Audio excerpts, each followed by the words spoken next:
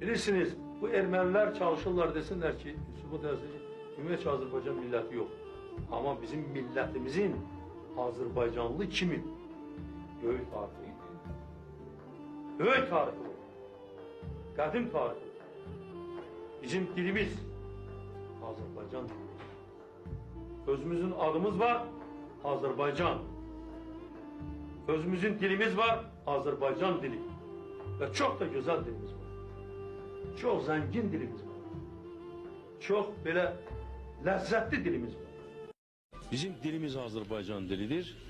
Biz Azərbaycanlıyıq. Respublikamız Azərbaycandır.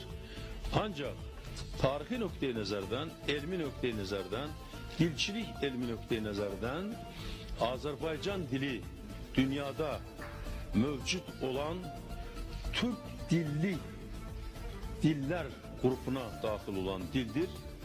Ona göre Azərbaycan dilinin mənşəyi Türk diller kökündən gəlir. Ama Türk dilli diller grubu dünyada çok böyüktür. Geçmişte Sovetler İttifakı'nın ərazisində 23 dil var.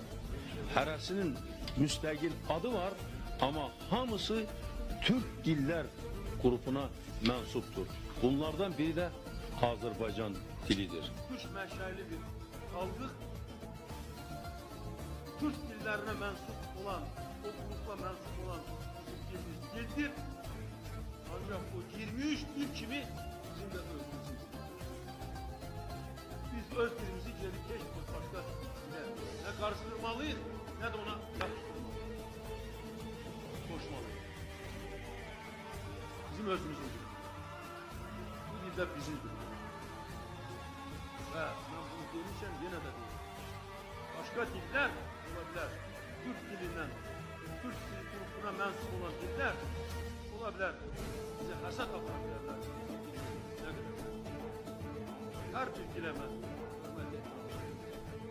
Ama öz Azerbaycan diliyle hesap edilen ki her birimiz zengin. Dünyada artık tanınmıştır.